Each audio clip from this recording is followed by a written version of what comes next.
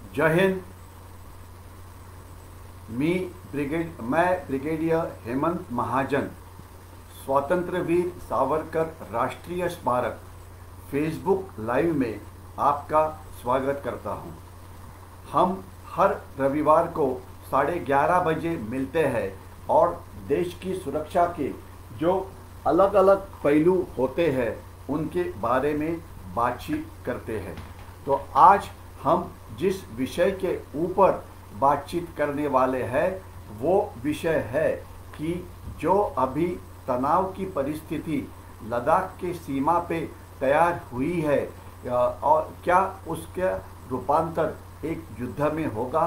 क्या लद्दाख के सीमा के ऊपर जैसे 1962 में लड़ाई हुई थी, क्या उस प्रकार की लड़ाई होगी। इस सब विषय के ऊपर आज हम बातचीत करेंगे।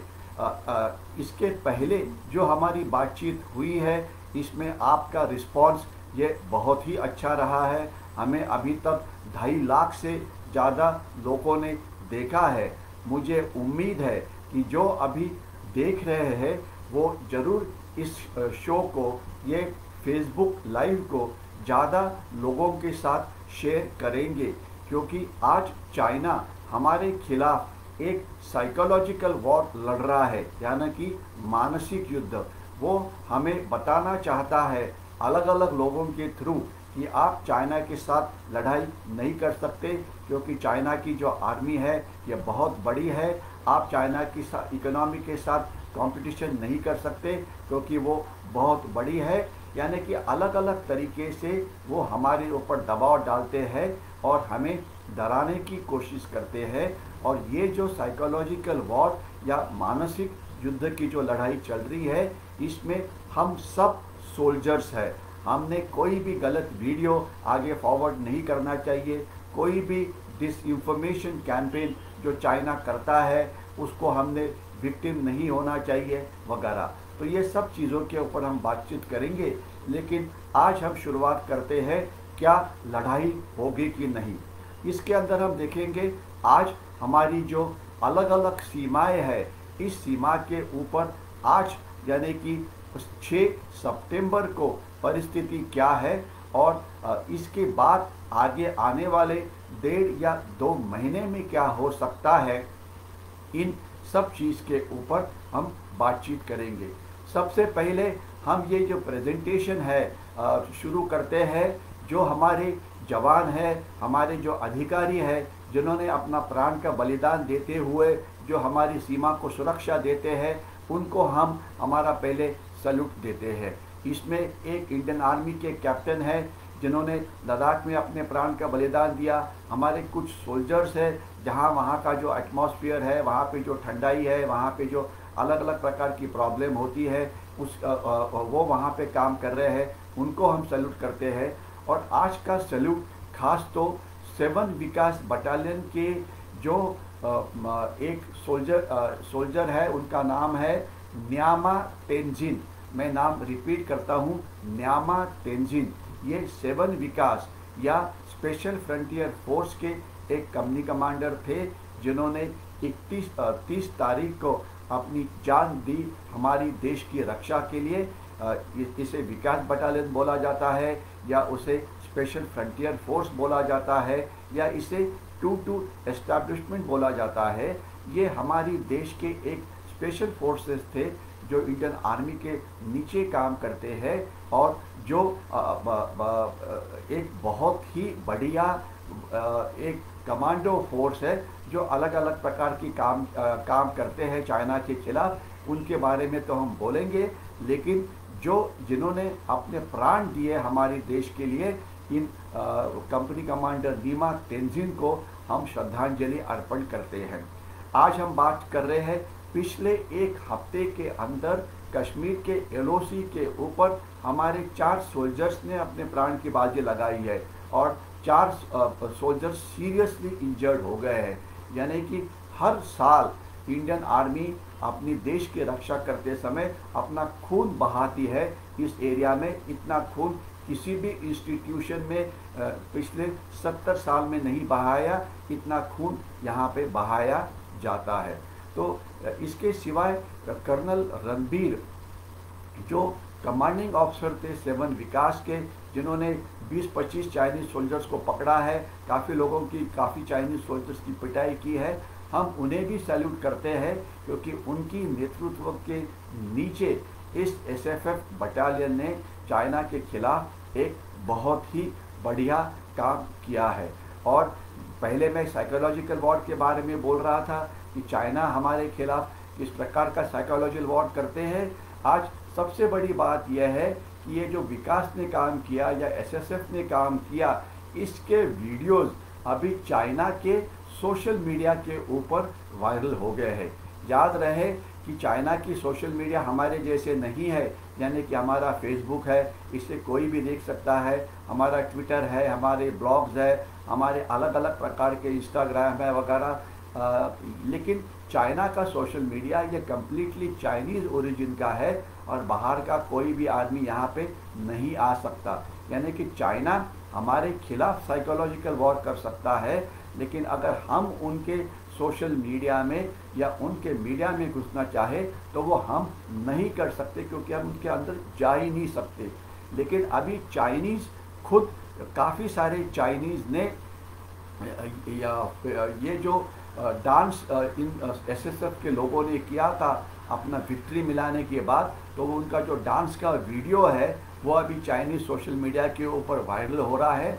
और जहाँ पे ये विकास बटालियन ने काम किया था वहाँ पे विकास बटालियन का एक फ्लैग भी लगाया हुआ है, जो बिल्कुल साफ दर्शाता है कि ये काम विकास बटालियन या एसएसएफ ने किया है। तो ये जो मिर्ची है चाइना को बहुत ही तीखी लगी है और चाइना ने उसके ऊपर एक स्टेटमेंट भी दिया है कि हिंदुस्तान ने कोशिश नहीं करनी चाहिए तिब्बतन का इस्तेमाल चाइना के खिलाफ करने के लिए, क्योंकि वो डरते हैं चाइनीज़ कि ये जो 50 लाख तिब्बतन्स आज तिब्बत में है, जो चाइना के कंट्रोल के नीचे है, शायद वो उनके खिलाफ आंदोलन करना शुरू करे, उनके खिलाफ लड़ना शुरू करे, तो चाइना की सिचुएशन जो है ये डिफ़िकल्ट हो जाएगी।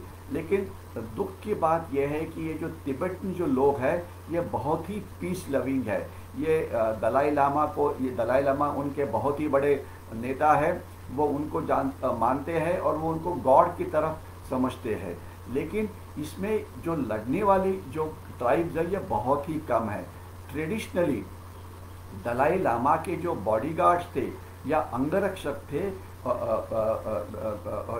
ये जो अंगरक्षक थे या ये एक खाम्पा नाम की एक ट्राइब थी जो तिब्बत में है। वो एक बहुत ही बड़ा फाइटर जमात कही जाती है, क्योंकि कुछ लोग होते हैं बिल्कुल शांत होते हैं, कुछ होते हैं कि जो लड़ने की उनमें काबिलियत होती है।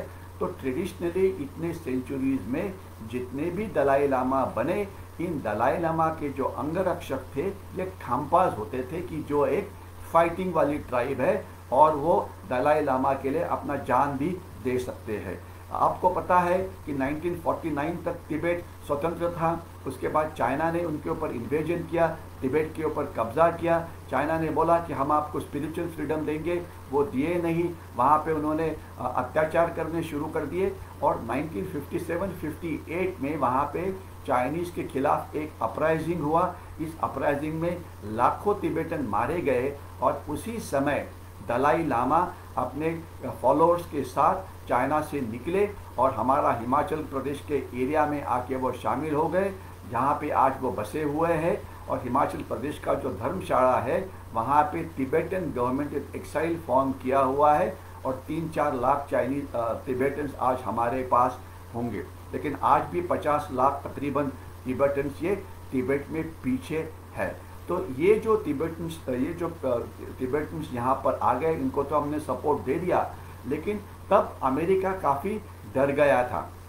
वो सोच रहे थे कि अभी ये जो चाइनीज़ कम्युनिज़्म है ये नेपाल में स्प्रेड होगा, कि जो हो ही गया है ये भूटान में होगा या ये आजू बाजू के देशों में होगा। तो इन्होंने इसलिए फैसला किया कि तिब्बत में एक अपराइजिंग को सपोर्ट करते हैं और इन्होंने कुछ ये जो खाम्पा वॉरियर्स है उनको ट्रेन करने के लिए हमारे देश से परमिशन पूछी।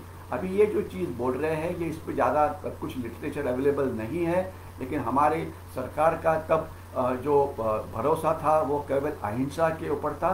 तो हमने बोला कि नहीं, हम इस प्रकार की ट्रेनिंग हमारे देश में नहीं दे सकते, क्योंकि तिब्बत के लोगों को ट्रेनिंग दे रहा है तो जिसकी सीमा तिब्बत के साथ जोड़ी है वहीं पर देनी पड़ेगी, तो तिब्बत में नहीं कर सके। तो अल्टीमेटली उन्होंने नेपाल में उनको ट्रेनिंग देनी शुरू कर दी और खम्पास ने 1 साल के लिए थोड़ा बहुत काम किया, थोड़े बहुत रेस मारी वगैरह।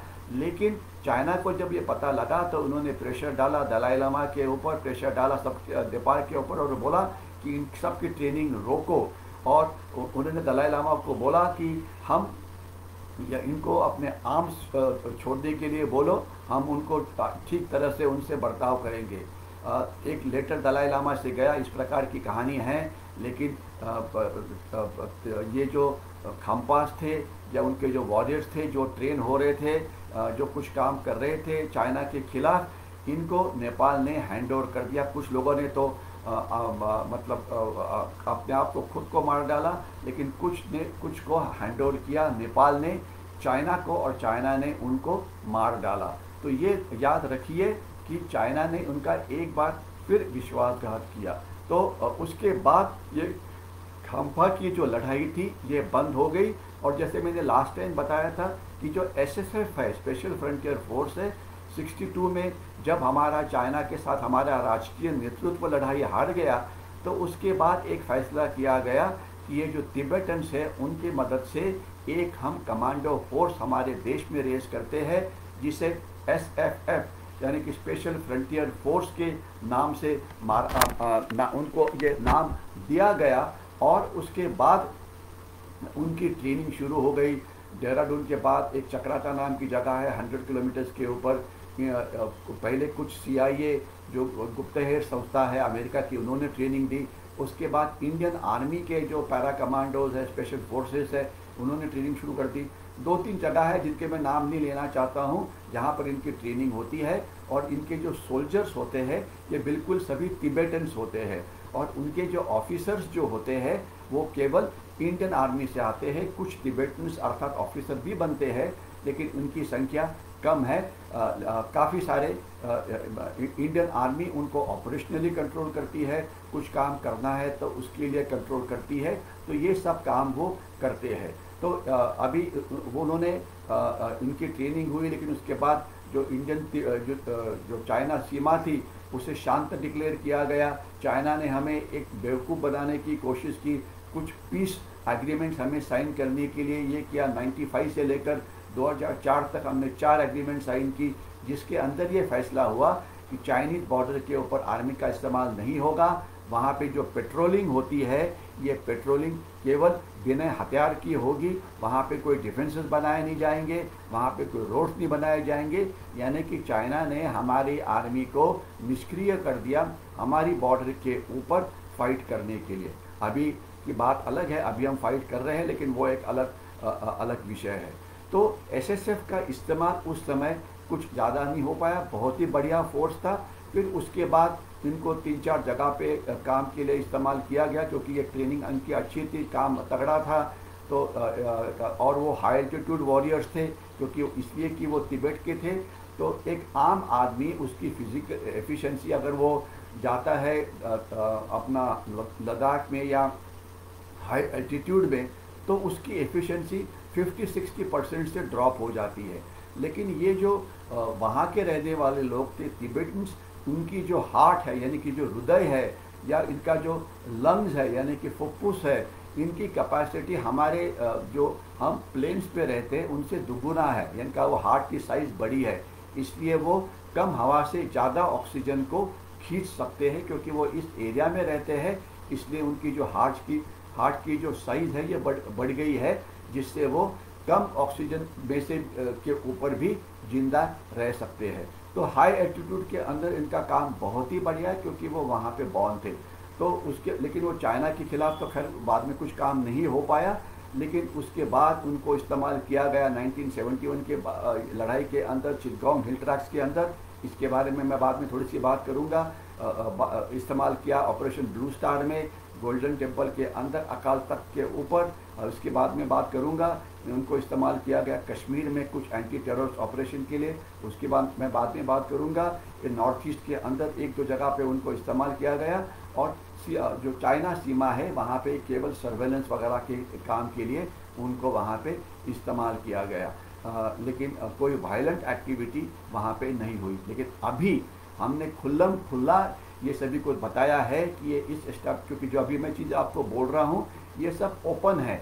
ये कोई भी चीज़ ऐसी नहीं है कि जो केवल मेरे क्या बोलेंगे कि मुझे एक फौजी ऑफिसर के नाते से पता है, इससे इस प्रकार की वो चीज़ नहीं है। लेकिन वो एक चीज़ ऐसे है कि ये ओपन में आई है, मीडिया में आई है, अलग अलग जगह के ऊपर आई हुई है, तो ये अभी ओपन डोमेन में आ रही है। इसलिए जो मैं बोल रहा हूँ ये अभी कोई छुप के बची हुई चीज़ ये नहीं है। तो मैं आपको अभी आगे जाता हूँ कि एसएसएफ ने क्या काम किया, ये आपको पता तो आपको पता लग जाएगा। उसके बारे में तो हम बातचीत करेंगे। शायद जो मेरा वीडियो है, ये वीडियो थोड़ा सा लगता है कि कम हो गया है, और शायद मेरी आवाज़ आप सुन रहे होंगे। तो मैं एक बार आपसे पूछना चाहता हूँ वराडकर जी से या प्रमोद से कि क्या आप मेरा वीडियो देख रहे हैं। अगर देख रहे हैं तो आप कमेंट में ज़रूर डालिए कि आप मेरा वीडियो या ऑडियो जो है वो देख रहे हैं, क्योंकि मुझे अभी मेरी जो वीडियो है वो नज़र नहीं आ रही है। लेकिन शायद आप मेरी आवाज़ सुन रहे होंगे, तो एक बार ऑडियो वीडियो में ज़रूर डालिए कि आप मेरी आवाज़ जो है ये सुन रहे हैं। ओके, शायद आप मेरी हेलो हेलो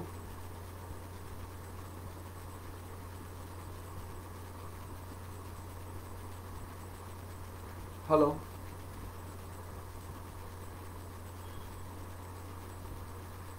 ये शायद वीडियो बंद हो गया है।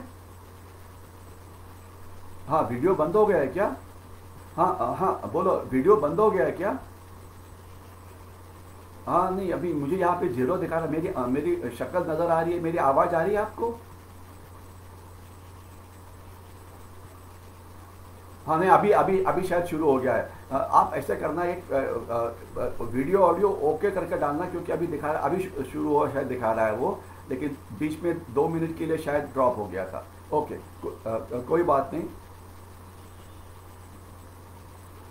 ओके, शायद वीडियो और ऑडियो में कुछ प्रॉब्लम हो रही है, तो हम देखते हैं कि इसे किस प्रकार से हम इसको रिजॉल्व कर सकते हैं, क्योंकि शायद बैंडविड्थ जो है ये कम पड़ रही है, जिससे मेरी आवाज़ शायद आपके पास नहीं पहुंच रही होंगी।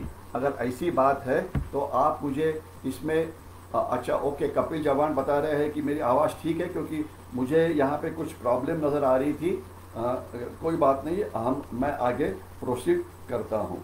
ओके, ठीक है। ये कपिल ये डालते रहिए कि वीडियो ऑडियो ओके है, क्योंकि मुझे ऐसे लगा कि कुछ देर के लिए ये मेरी आवाज़ जो है शायद आपके पास नहीं पहुंच रही थी।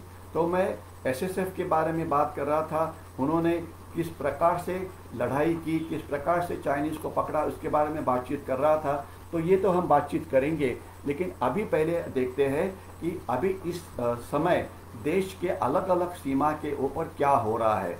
कश्मीर में पिछले 7 दिन के अंदर, मैं रिपीट करता हूँ, कश्मीर में पिछले 7 दिन के अंदर हमने 4 सोल्जर्स का खून बहाया है, 10 से ज़्यादा दहशतवादी मारे हैं, एलओसी के ऊपर फायरिंग, ये रोज़ की बात हो गई है।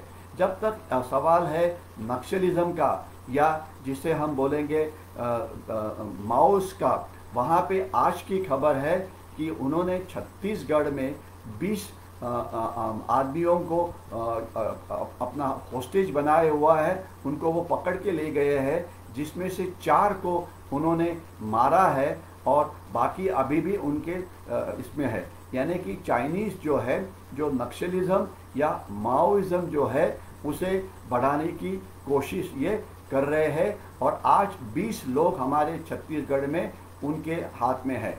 इतना ही नहीं, तो इसी समय बातचीत खबर आ रही है नॉर्थ ईस्ट इंडिया से या ईशान्य भारत से कि अभी चाइनीज़ क्या कर रहे हैं। चाइनीज़ अभी जो नॉर्थ ईस्ट में जो इंसर्जेंट ग्रुप्स थे अलग अलग, इनको एक बार वहाँ का जो इंसर्जेंसी है वो नागा का हो या मणिपुरी इंसर्जेंट्स का हो, उसे एक बार बढ़ाने की कोशिश कर रहे हैं। और जिसे खास तो वो Naga group national security council of Nagaland Thaplang group, इनको काम दिया गया है कि जो इंडियन सिक्योरिटी फोर्सेस है इनके ऊपर अटैक करो और इंडिया की जो डेवलपमेंटल एक्टिविटी जो म्यांमार में है इसके ऊपर अटैक करो। तो यानी कि चाइना माओइस्ट इंसर्जेंसी को बढ़ा रहा है, चाइना जो नॉर्थ ईस्ट में इंसर्जेंसी है उसे बढ़ाने की कोशिश कर रहा है, चाइना पाकिस्तान की मदद लेके कश्मीर वैली में टेररिज्म बढ़ाने की कोशिश कर रहा है। और आपने लेटेस्ट रिपोर्ट सुनी होगी कि केरला और तमिलनाडु में कुछ ऐसे लोग पकड़े गए कि जो लोगों को आईसिस के पास दहशतवादी बनने के लिए भेजना चाहते थे, तो ये लोग पकड़े गए हैं। यानी कि एक वो और एक फ्रंट खोलने की कोशिश कर रहे हैं साउथ इंडिया की तरफ से, क्योंकि साउथ इंडिया के खास तो केरला में जो रेडिकलाइजेशन है ये बढ़ रहा है, जिससे कुछ युवक आज वहाँ से मिसिंग है, शायद वो आईसिस या किसी दहशतवादी गठ के लिए गए होंगे। तो ये, और जब तक सवाल है हमारी चाइनीज़ बॉर्डर का, इसके ऊपर आज के पेपर में आपने खबर पढ़ी होगी कि अरुणाचल प्रदेश के एक मेंबर ऑफ लेजिस्लेटिव असेंबली है, उन्होंने ये बोला है कि अरुणाचल प्रदेश के 5 लोग इनको चाइनीज़ ने पकड़ा है और चाइनीज़ ने उनको किडनैप किया है। ये अरुणाचल प्रदेश के सुबानसिरी नाम की जो वैली है यहाँ पे ये कार्रवाई है। और उसके बाद की खबर ये है कि अभी कोशिश चल रही है देखने के लिए कि वो एग्जैक्टली कहाँ पर है और इनको चाइनीज़ ने पकड़ा है कि नहीं। तो आज की हालात कि चाइना हमारे खिलाफ अलग अलग प्रकार की कार्रवाई करने की कोशिश कर रहा है अलग अलग फ्रंट से। इसी समय मैं केवल 2 मिनट के लिए बात करूंगा कोरोना वायरस के बारे में या कोविड-19 के बारे में या चाइनीज़ वायरस के बारे में। आज तकरीबन 41 लाख इंडियंस को चाइनीज़ वायरस से वो अफेक्ट हो गए हैं और आज हमारी दुनिया में हम सेकंड हाईएस्ट पोजीशन के ऊपर पहुंचे हैं। यानी कि चाइनीज़ वायरस ने हमारे देश का कितना नुकसान किया है ये आप समझ सकते हैं। और आज हमारी अभी इकोनॉमी की रिपोर्ट आई थी, इस इकोनॉमी के रिपोर्ट में ये चीज़ सामने आई है कि हमारी इकोनॉमी ऑलमोस्ट 25% से कॉन्ट्रैक्शन हुई है, हमारा जीडीपी कम हुआ है। ये तो आपको पता है कि हमारी इकोनॉमी को बड़ा धक्का पहुंचा है और पिछले 50 साल का ये सबसे बड़ा धोखा है। तो यहाँ पे हम क्या कर सकते हैं, मैं आपको डराने की कोशिश नहीं करूँगा। हम सब ने जो हमारी पॉलिटिकल पार्टीज़ है इनके ऊपर दबाव डालना चाहिए कि अभी कुछ दिन में हमारी राज्यसभा और लोकसभा ये कन्वीन होने वाली है और वहाँ पे एक स्पेशल सेशन होगा। तो इनको हमने ये बोलना चाहिए कि पार्लियामेंट ने एक रिजोल्यूशन हमने सभी पॉलिटिकल पार्टीज ने पास करना चाहिए कि जो नुकसान हमारा चाइनीज़ ने किया है ये नुकसान भरने के लिए उनको हमने कंपल्सरी करना चाहिए। अगर हमारे देश के लोग अगर सभी इसमें शामिल हो जाते हैं और सभी पार्टीज इकट्ठा आके ये बिल यूनानिमसली पास करती है तो ऑब्वियसली चाइनीज़ के ऊपर प्रेशर आएगा कि इस देश के सभी लोग जो है वो इंडियन आर्मी के पीछे खड़ा है, पूरी पॉलिटिकल पार्टीज खड़ी है। क्योंकि ये नहीं होना चाहिए कि इंडियन आर्मी अपना खून बहा रही है, चाइनीज़ बॉर्डर के ऊपर लड़ रही है और बाकी के देश के अंदर हम आराम से हमारी ज़िंदगी जी रहे हैं। पॉलिटिकल पार्टीज़ एक दूसरे के साथ लड़ाई में लगी हुई है, यानी कि लड़ाई हमारी आपस में है। तो ऐसे नहीं होना चाहिए, हमने ये दिखा देना चाहिए हमारे आर्मी को कि हम आपके पीछे खड़ा है। और पॉलिटिकल पार्टीज अगर ये रिजोल्यूशन पास करती है तो ये देख के बाकी के देश भी रिजोल्यूशन पास करेंगे कि जो नुकसान हमारा चाइनीज़ ने किया है ये बिल्कुल उन्होंने उसकी भरपाई करनी चाहिए, क्योंकि ये कोरोना या चाइनीज़ वायरस की लड़ाई कब ख़त्म होगी कोई नहीं बोल सकता है। ये चाइनीज़ ने हमारे देश के खिलाफ जो चलाया हुआ महायुद्ध है, इसे हमने महायुद्ध की तरफ से लड़ना चाहिए। मैं इसके बाद आ जाता हूँ कि जो कश्मीर में गड़बड़ कर रहे पाकिस्तान के खिलाफ पाकिस्तान की मदद लेते हुए, तो हमने पाकिस्तान को एक टेस्ट ऑफ ओन मेडिसिन देना चाहिए, जो हम किसी हद तक दे रहे हैं। क्या हम बलूचिस्तान को अलग राष्ट्र बनने के लिए मदद कर रहे हैं? क्या हम सिंध को अलग राष्ट्र बनने के लिए मदद कर रहे हैं? क्या हम अफ़गानिस्तान का इस्तेमाल करते हुए पाकिस्तान और अफ़गानिस्तान सीमा से पाकिस्तान की तरफ से इंटेलिजेंस मिलाने की कोशिश कर रहे हैं? यानी कि अगर पाकिस्तान हमारे खिलाफ कश्मीर में दहशतवाद को पुनर्जीवित कर रहा है, तो हम एक मॉरल सपोर्ट और मटेरियल सपोर्ट बलूचिस्तान को दे सकते हैं, क्योंकि बलूचिस्तान पाकिस्तान से अलग होना चाहता है। हम मॉरल सपोर्ट दे सकते हैं सिंध को, क्योंकि वहाँ पे जियो सिंध नाम की मूवमेंट शुरू है। इसके सिवाय हम मॉरल सपोर्ट दे सकते हैं पख्तूनिस्तान को, कि पख्तूनिस्तान पाकिस्तान से अलग होना चाहता है। तो इन सभी को हम मॉरल सपोर्ट दे सकते हैं पाकिस्तान को खिलाफ कार्रवाई करने के लिए। और इसी प्रकार अगर चाइना हमारे ईशान्य भारत में इंसर्जेंसी को बढ़ावा दे रहा है, तो इसका मतलब ये है कि क्या हम यही कार्रवाई उनके खिलाफ हम तिब्बत में कर सकते हैं? तिब्बत के अंदर क्या वो लोग स्वतंत्र होना चाहते हैं? क्या ये कार्रवाई के लिए हम एक मटेरियल सपोर्ट दे सकते हैं इसके अंदर अपना शिनजियांग के अंदर?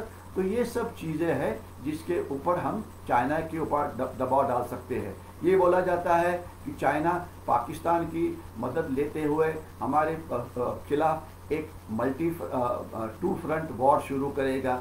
अगर वो पाकिस्तान की मदद लेते हुए टू फ्रंट वॉर हमारे खिलाफ कर सकता है, तो क्या हम साउथ ईस्ट एशिया के देशों की मदद लेते हुए हम चाइना के खिलाफ साउथ चाइना समुंदर के अंदर क्या उनको हम घेर सकते हैं?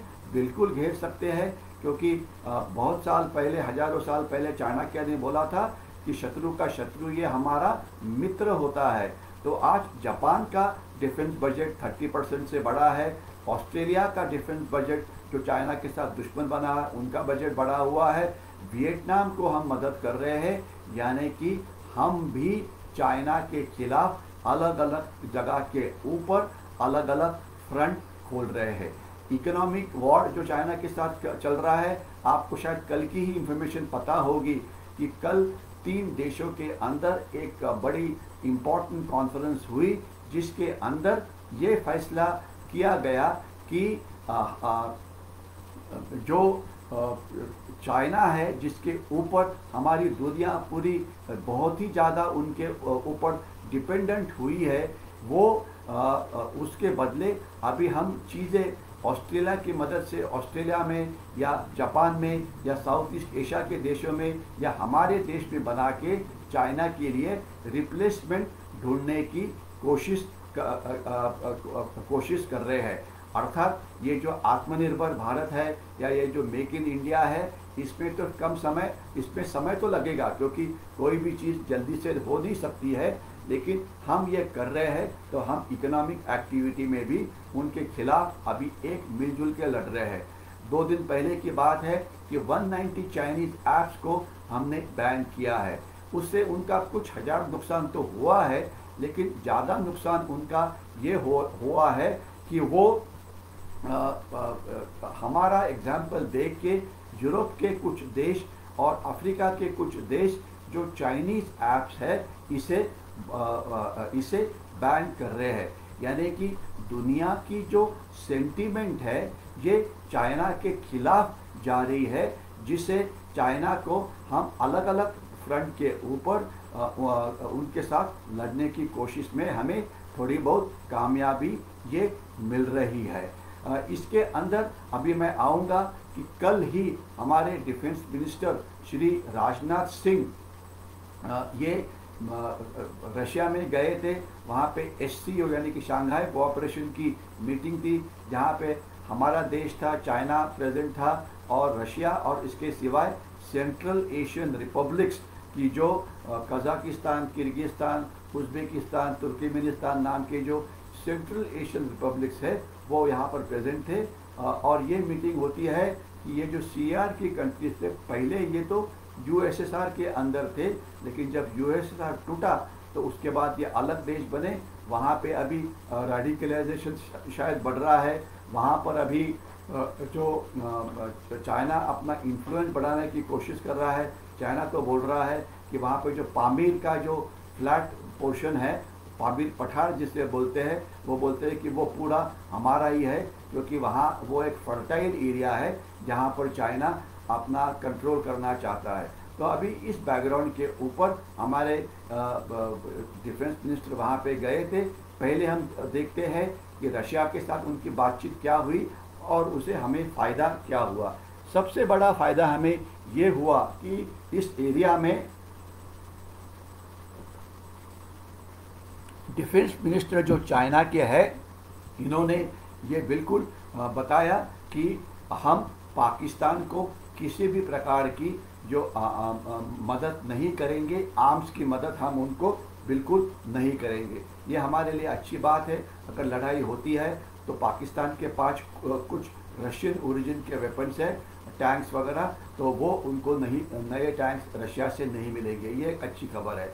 और दूसरा, हमें कुछ इमीडिएट वेपन्स की ज़रूरत है, खासतौर एयरफोर्स के लिए। हमने, जैसे आपको पता है कि जब प्राइम मिनिस्टर श्री नरेंद्र मोदी लेह में गए थे, उसके बाद खबर आई थी कि हम 25 से 30 सुखोई विमान रशिया से अर्जेंटली लेना चाहते हैं, और 25 से 30 जो मिग विमान है, वो MiG-29 जिसे बोला जाता है, वो हम लेना चाहते हैं, क्योंकि इनकी संख्या अलग अलग कारणों से हमारी जो एयरफोर्स की स्क्वाड्रन है वहाँ पे कम हो गई है।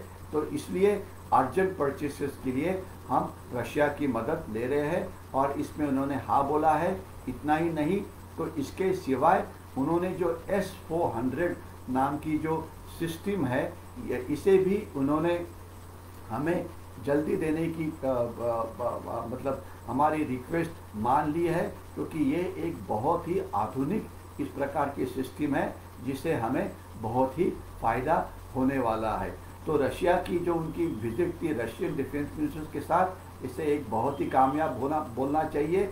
और सेंट्रल एशियन रिपब्लिक्स के जो लोग थे, उनके साथ की भी जो मीटिंग है, इन्होंने सभी ने हमें बैक करने के बारे में बातचीत की है। लेकिन जो और इम्पोर्टेंट बात थी, वो उसी समय वो मिले जो चाइनीज़ के जो डिफेंस मिनिस्टर थे उनके साथ। हम उन्हें मिलना नहीं चाहते थे, लेकिन डिप्लोमेसी के कारण हमें उनको मिलना पड़ा। तो इस समय इसमें कुछ नहीं निकलना था, ये तो बात किसी को भी पता होनी ही थी, क्योंकि हमारी बात बिल्कुल साफ और क्लियर है। हम क्या चाहते हैं चाइना से कि 5 मई के पहले जिस जगह के ऊपर थे वो वहाँ पर उन्होंने वापस जाना चाहिए, लेकिन वो हमें सिर्फ बातचीत में घुमा रहे हैं और वापस वो जाना नहीं चाहते। तो इसलिए उनको वापस भेजना ये हमारा मुख्य काम है, और इसी के लिए हमने उनको ऊपर दबाव डाला। 29-30 को हमने क्या किया, जब भी हमने देखा कि वो अंदर आ रहे हैं, हमने उनको रोका, हमने उनकी पिटाई की, हमने उनको कुछ सोल्जर्स को पकड़ा। SSF की मदद से हमारी एक पूरी ब्रिगेड यानी कि तकरीबन 4-5 हज़ार ट्रुप्स ने, जो अलग अलग हाइट्स के पैंगोंग तो लेक साउथ के ऊपर वहाँ पे जाके अपने डिफेंसेस पे गए, जिससे वो पूरी एरिया अभी ये बिल्कुल सिक्योर हुआ है। यानी कि हमने एक, समझ लीजिए कि इंटरनेशनल ट्रीटी का हमने उल्लंघन ही किया है, क्योंकि इसके मुताबिक ये कोई चीज़ हमने करनी नहीं चाहिए थी। एक सेकंड,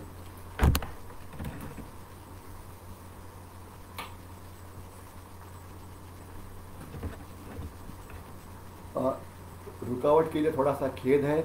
जो लैपटॉप की जो बैटरी थी थोड़ी कम दिखा रही थी, इसलिए मुझे उठ के उसे शुरू करना पड़ा।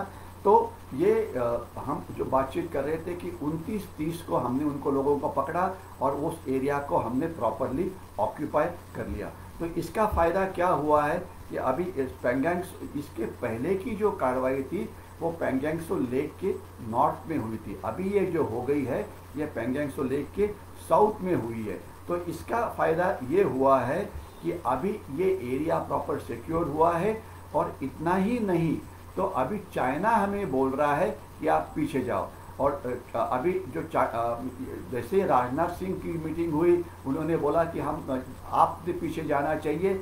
इसके बाद चाइना का जो न्यूज़पेपर है ग्लोबल टाइम्स, उसने फिर एक साइकोलॉजिकल प्रोपेगेंडा शुरू कर दिया। उन्होंने बोला कि इस रिक्वेस्ट के लिए मतलब रिक्वेस्ट ये इंडिया ने की थी कि बातचीत होनी चाहिए, जो 100% झूठ है। हम उनसे बातचीत करना नहीं चाहते थे जब तक वो वापस ना जाए।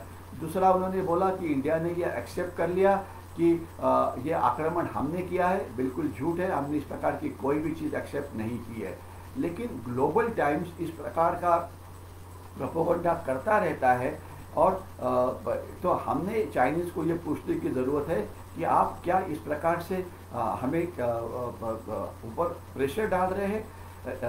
बात सीधी है कि जो मानसिक दबाव या साइकोलॉजिकल प्रेशर जो चाइना हमारी गवर्नमेंट पे डाल रहा है, इसका कोई असर नहीं हो रहा है गवर्नमेंट के ऊपर, क्योंकि गवर्नमेंट कोई निगोशिएशंस के लिए बात नहीं कर रही है।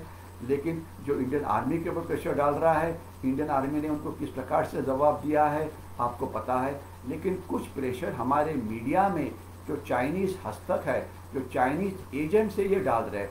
अभी एक न्यूज़ पोर्टल पिछले कुछ दिनों से जो अपने उल्टे विचारों के लिए फेमस है, आपने वो पिछले कुछ दिनों से वो इंटरव्यू ले रहा है उन लोगों के साथ कि जिससे वो प्रूव करना चाहता है कि हम चाइनीज़ के साथ लड़ाई नहीं कर सकते, चाइनीज़ ने हमारे एरिया में आके बहुत अंदर आए हैं, हमारा बहुत नुकसान किया है, जो कि एक 100% बिल्कुल झूठ बात है। ये लोग इतने ज़्यादा बिके हैं, इनके नाम मैं नहीं बोलना चाहूँगा क्योंकि ये नाम लेना ठीक नहीं रहता है। ये लोग हैं, ये कौन से पोर्टल है, ये कौन से मैगजीन है, ये कौन से चैनल है, आप देखिए, आपको ये पता है। ये मतलब लेफ्टिस्ट विचारसरणी के ये लोग हैं कि जो उल्टी सुल्टी बातें करते रहते हैं और हमारे देश को हमेशा नीचे दिखाने की कोशिश करते हैं। और कुछ एंकर्स है जो वो इतने ज़्यादा बिके हुए हैं कि वो हमेशा यही मतलब जो लैंग्वेज चाइनीज़ बोलते हैं, इस प्रकार से ये लैंग्वेज बोलते हैं।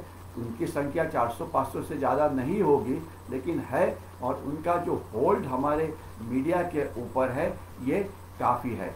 और चाइना अभी काफ़ी सारा पैसा साइकोलॉजिकल वॉर के ऊपर खर्चा कर रहा है, हमारे मीडिया के लोगों को खरीद के, हमारे कुछ न्यूज़पेपर्स को खरीद के, हमारे कुछ सोशल मीडिया को ये खरीद के। आज ये माना जाता है कि तकरीबन 5000 ट्विटर हैंडल चाइना चला रहा है। वैसे ट्विटर चाइना में अलाउड नहीं है, लेकिन जो बाहर लोग हैं वहाँ से चाइनीज़ की मदद से वो हमारे देश के खिलाफ प्रोपेगेंडा हैंडल चला रहा है, जिसमें झूठ वीडियोज़ आ जाते हैं, इसमें झूठ ट्वीट्स आ जाते हैं।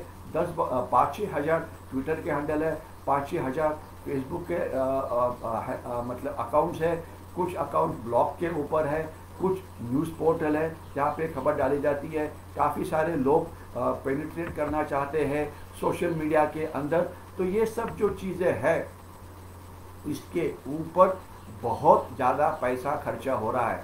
और मैं आपको एक चीज़ बोलना चाहूँगा कि अमेरिका जो देश पूरी दुनिया की जो एक केवल महाशक्ति है, उनके नेशनल सिक्योरिटी एडवाइजर्स का आज का स्टेटमेंट आप न्यूज़पेपर में पढ़िए।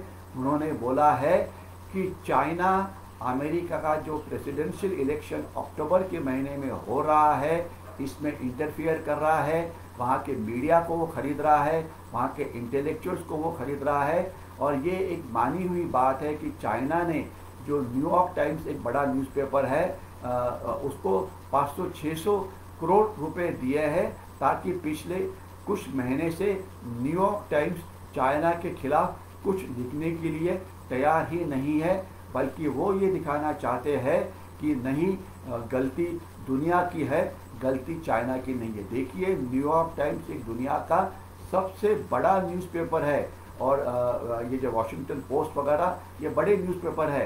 ये जो फेसबुक के जो CEO है उनका वहाँ पे स्टेक्स है, लेकिन ये फिर भी चाइना 500-600 करोड़ अगर उनको देगा, एडवर्टीजमेंट वगैरह देगा, तो ऑब्वियसली उनको पैसे की ज़रूरत है, इसलिए वो उल्टी सुलटी बातें करते हैं। तो ये प्रोपेगेंडा वॉरफेयर हमारी मीडिया में, वेस्टर्न मीडिया में, यूरोपियन मीडिया में, अपना अमेरिकन मीडिया में बहुत जोर से चल रहा है। और हमारे कुछ न्यूज़ पोर्टल्स, हमारे कुछ मैगजीन्स, हमारे कुछ लोग इसे बढ़ावा दे रहे हैं। ओके, मैं अभी आगे जाना चाहूँगा कि क्या ये लड़ाई अगर होगी तो ये कैसे होगी, कब होगी। आपको ये पता होना चाहिए कि जो 1962 की जो लड़ाई हुई थी ये अक्टूबर के महीने में हुई थी। नवंबर के महीने के अंदर वहाँ पे बहुत ही बर्फ़ गिरती है, जिससे वहाँ पे कोई भी लड़ाई होना ये नेक्स्ट टू इम्पॉसिबल है। आपको याद होगा कि जो बांग्लादेश की लड़ाई हमने लड़ी थी वहाँ पे हमने दिसंबर का समय चूज़ किया था। हमारे फील्ड मार्शल साहेब मानेकशॉ जी ने क्यों ये किया था? क्योंकि दिसंबर के महीने में जितनी भी पासेस चाइनीज़ बॉर्डर के ऊपर चाइना को लगी हुई है, ये पासेस सब बंद हो जाती है। इससे वहाँ पे चाइना कोई भी ऑपरेशन नवंबर के तीसरे हफ्ते के बाद तकरीबन अप्रैल मई जून तक नहीं कर सकता है। तो इसलिए बांग्लादेश वॉर जाने के लिए हमने बिल्कुल ऑपरेशन दिसंबर के महीने में किया। तो एक इसमें जो चीज़ मेरे दिल में आती है कि अगर गलती से पाकिस्तान कुछ गड़बड़ करने की कोशिश करता है तो हम दिसंबर के बाद जब पासेस बंद हो जाती है तब हम उनकी पिटाई अच्छी तरह से कर सकते हैं। ये हमने बिल्कुल क्लियरली उनको बोलना चाहिए कि 6 महीना तो चाइना आपको कोई भी मदद नहीं कर पाएगा, फिर हम आपसे निपट लेंगे, क्योंकि उस समय केवल आपको ही हमारे साथ लड़ना पड़ेगा। तो इसीलिए आज चाइना के साथ अगर कोई कार्रवाई करनी है तो केवल 2 ही महीने अवेलेबल है, सितंबर का महीना और अक्टूबर का महीना। तो अभी ज़मीन के ऊपर हालात क्या है? 2 जगह पे चाइना की घुसखोरी चाइना ने की है। एक जगह के ऊपर हम चाइना के अंदर गए हुए हैं और अभी 2 महीने में जो करना है वो करना पड़ेगा। तो चाइना क्या कर सकता है? क्या चाइना उनके मिसाइल्स का इस्तेमाल करके हमारे ऊपर फायरिंग कर सकता है? क्या वो हेलीकॉप्टर गनशिप का फायरिंग कर सकता है? क्या वो उनके एयरक्राफ्ट से फायरिंग कर सकता है, जिसे हम बोलते हैं स्टैंड ऑफ वेपन से फायरिंग, यानी कि दूर से ही तंत्रज्ञान का इस्तेमाल करते हुए हमारे ऊपर हमला करना? कैपेबिलिटी तो उनके पास है, लेकिन मैं यहाँ पे इतना ही बोलना चाहूँगा कि अगर उन्होंने मिसाइल की तरफ से फायर किया तो हमारे पास भी जो हमारे अलग अलग जो मिसाइल्स है, पृथ्वी है, आकाश है, अग्नि 1 है, अग्नि 2 है, अग्नि 3 है, ये सभी लद्दाख में तैनात है। तो इसकी मिसाइल हमले की आप बिल्कुल कोई ज़्यादा ये करने की ज़रूरत नहीं है। दूसरा, आर्टिलरी शेलिंग, हमारी भी आर्टिलरी वहाँ पे बिल्कुल डिप्लॉयड है। हमारे आर्टिलरी काफ़ी मॉडर्नाइज हो गई है। हमारी हेलीकॉप्टर गनशिप भी वहाँ पे डिप्लॉयड है। हमारी एयरक्राफ्ट जो एयरफोर्स के है वो बिल्कुल अच्छी तरह से डिप्लॉयड है। और एयर वॉर के अंदर हमें एक बहुत बड़ा एडवांटेज मिलता है कि हमारी एयरक्राफ्ट बिल्कुल 100% एफिशिएंसी के साथ चाइना के ऊपर लड़ाई के लिए जा सकते हैं। लेकिन चाइनीज़ एयरक्राफ्ट जो है, जो तिब्बत की एयरपोर्ट से उड़ती है, उनकी एफिशिएंसी यह बहुत ही कम हो जाती है। तो इसलिए हमें वहाँ पे एक डिस्टिंक्ट एडवांटेज है। आज चाइना की कितनी फ़ौज इस इलाके में आई है, जैसे मैंने बहुत पहले बताया था कि हमारी जो सीमा चाइना के साथ लगी है 3 जगह पे लगी है। एक तो लद्दाख हिमाचल प्रदेश का एरिया जहाँ पे फ़िलहाल स्टैंड ऑफ चल रहा है, उसके बाद बीच वाला एरिया जो सिक्किम की बाउंड्री है वहाँ पे, और तीसरा अरुणाचल प्रदेश का एरिया। तो आज ये माना जाता है कि 30 से 40 हज़ार जो चाइनीज़ फ़ौज है जो लद्दाख के सामने डिप्लॉयड है। इसके सिवाय तकरीबन 20-25 हज़ार चाइनीज़ फ़ौज शायद सिक्किम का जो एरिया है वहाँ पे डिप्लॉयड है, और कुछ हज़ार फ़ौज जो है डिप्लॉयड है अरुणाचल प्रदेश के साथ। अभी जो भी कोई फौज होती है ये दो प्रकार की होती है। एक होती है देश की रक्षा करने के लिए, जिसे डिफेंसिव फॉर्मेशन बोला जाता है, और दूसरी है जो शत्रु के ऊपर हमला करने के लिए। तो जैसे कि अभी इस एरिया में हमारे कुछ लोग हैं जो सीमा की रक्षा कर रहे हैं, और उनके पीछे कुछ फौज हमने और लाई है जो ज़रूरत पड़े तो चाइना के ऊपर हमला कर सकती है। तो आज ये देखा जाए कि चाइना की वहाँ पर डिफेंसेस क्या है, तो चाइना ने वहाँ पे कोई भी डिफेंसेस बनाए नहीं है। डिफेंसेस का मतलब क्या होता है, वहाँ पे बंकर्स बनाए जाते हैं, वहाँ पे माइनफील्ड लगाया जाता है, वहाँ पे बार्ब वायर लगाई जाती है। अगर आपने वॉर मूवीज़ देखी होंगी, वेस्टर्न वॉर मूवीज़, तो या अगर आपने इवन हमारी कुछ मूवीज़ देखी होंगी, बॉर्डर है वगैरह, तो वहाँ पे आपको ये सब नज़र आ सकता है। तो ये इस प्रकार की जो डिफेंसेस जहाँ पे बंकरों से फौज लड़ाई करती है, कोई भी डिफेंसेस चाइना के वहाँ पे तैयार नहीं है, जबकि हमारे ऑलमोस्ट 80-90% ऑफ डिफेंसेस ये तैयार है। तो अगर हम चाइना के ऊपर हमला करते हैं तो हमें एक बहुत ही बड़ा एडवांटेज मिलता है, क्योंकि उनके पास डिफेंसेस ही नहीं है। वो केवल तो जैसे कि कैंटोनमेंट, अगर आपने देखा होगा महाराष्ट्र में या पूना में अलग अलग कैंटोनमेंट में फ़ौज रहती है, तो उन्होंने तो अपने बैराक के साथ तो कोई डिफेंसेस नहीं लगाए हुए हैं ना। तो अगर उनके ऊपर कोई बटालियन हमला करती है तो उनका नुकसान करना ये आसान होता है, क्योंकि उनके वहाँ पे डिफेंसेस ही नहीं है। तो ये चाइना के डिफेंसेस नहीं है, और अगर हम हमला करेंगे तो हमला करने के लिए उनके सॉफ्ट टारगेट वहाँ पर बहुत ही है। उनकी बैरक्स जहाँ पर ट्रूप्स रह रहे हैं, उनकी छोटी छोटी कैंटोनमेंट्स है, उनके एम्यूनिशन के डंप है जिसके ऊपर हमला कर सकते हैं, उनकी गैस की पाइपलाइंस है, उनके ब्रिजेस है। हमारे पास स्पेशल फ्रंटियर फोर्स है, इनका इस्तेमाल करके आज वहाँ पे बहुत सारी जगह पे ब्रिजेस है, बहुत सारी जगह पे उनकी पाइपलाइंस है। तो इसे तोड़ना, उसको बंद करना, ये एक बिल्कुल ही हमारी कैपेबिलिटी के अंदर है। तो ये आक्रामक कार्रवाई हम कर सकते हैं। और हमारी कार्रवाई कैसे होनी चाहिए कि चाइना ने अगर एक आक्रामक कार्रवाई की तो हम उनके खिलाफ दुगुना या तिगुना इतनी ज़्यादा आक्रामक कार्रवाई कर सकते हैं।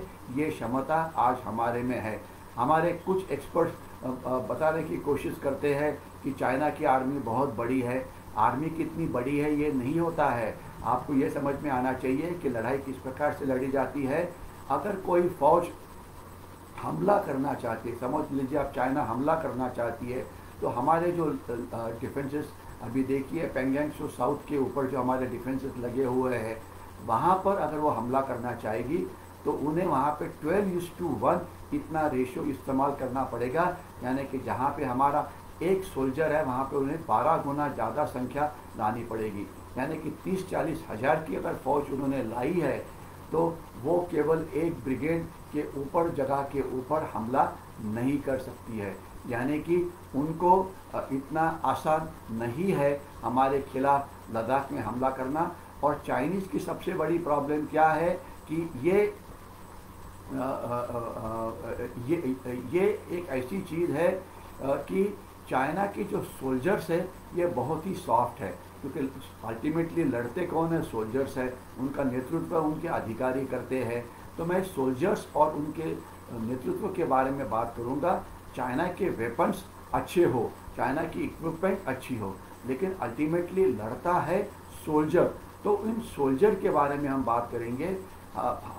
हमारे जो हमारे सोल्जर्स है ये 15 साल के लिए फ़ौज में आते हैं, 1 साल ट्रेनिंग करते हैं, और 18 की जो उम्र होती है तब फौज में वो भर्ती होते हैं, और 33-34 के बाद वो फौज से बाहर जाते हैं। यानी कि हम हमारी फौज को हमेशा यंग रखते हैं, क्योंकि यंग लोग डिफ़िकल्ट एरिया में ज़्यादा अच्छी तरह से लड़ सकते हैं। और हमारी रेजिमेंटल, जैसे मैं मराठा रेजिमेंट का हूँ, वो कितना महापराक्रम करते हैं आपको पता है। हमारी फ़ौज रोज़ ही कश्मीर में लड़ रही है, रोज़ ही LOC के ऊपर लड़ रही है, काफ़ी बार ईशान्य भारत में लड़ती है। हमारा बहुत ही एक्सपीरियंस है।